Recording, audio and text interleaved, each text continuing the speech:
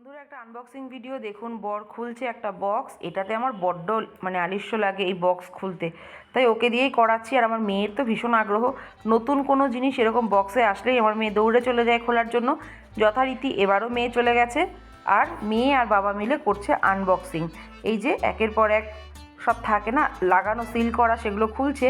খোলার পর এবার ভেতর থেকে কি বেরিয়ে আসছে, ঝোলার থেকে কি বেরোচ্ছে দেখুন তো। এই দেখুন বার করছে টেনে একটা কালো রঙের বাক্স মতো, তাই না? এটা হচ্ছে এয়ার ফ্রায়ার, ফিলিপসের এয়ার ফ্রায়ার।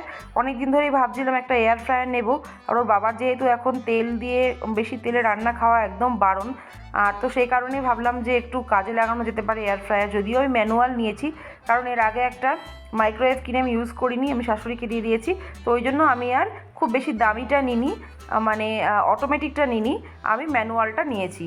তো এই যে শেষমেশ আমিও হাত লাগালাম দেখার জন্য, দেখে তো বেশ ভালোই লাগছে, আশা করি এটা কাজে লাগবে।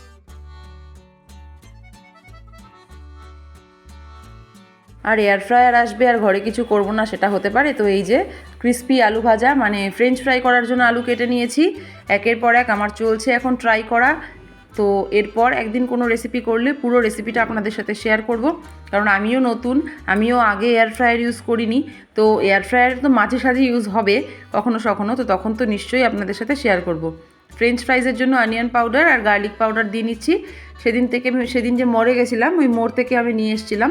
এগুলো থাকলে খুব সুবিধা হয় আর কি।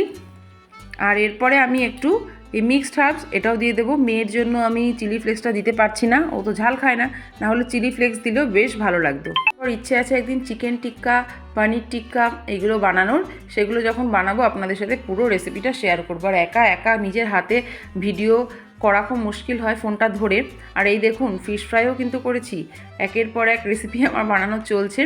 মাছগুলোকে একটু নুন হলুদ মাখিয়ে, আর ওই নিচে যে প্লেটটা দেখতে পাচ্ছেন ওখানে সামান্য একটু সর্ষের তেল ব্রাশ করে দিয়েছি, আর একদমই কিন্তু কম তেলে হয়ে গেছে। খুব সুন্দর হয়েছে, ক্রিস্পি হয়েছে। মাছ ভাজাটা কিন্তু সত্যিই এত সুন্দর হবে আমি কিন্তু ভাবতে পারিনি। আগে ভাবতাম হয়তো ভালো হয় না, কিন্তু নিজে দেখলাম বেশ ভালো হয়েছে। এই দেখুন খুব সুন্দরভাবে মাছটা ভাজা হয়েছে। আর এরকমই আমার এখন এক্সপেরিমেন্ট চলতে থাকবে, এটা ওটা দিয়ে নানা রকম জিনিস। আর আজকে রান্না করেছি পালং শাক, তো ভাবলাম বড়িটা একটু ভেজে দেখি তো। আর বড়িতে কিন্তু আমি একটুও তেল ব্রাশ করিনি।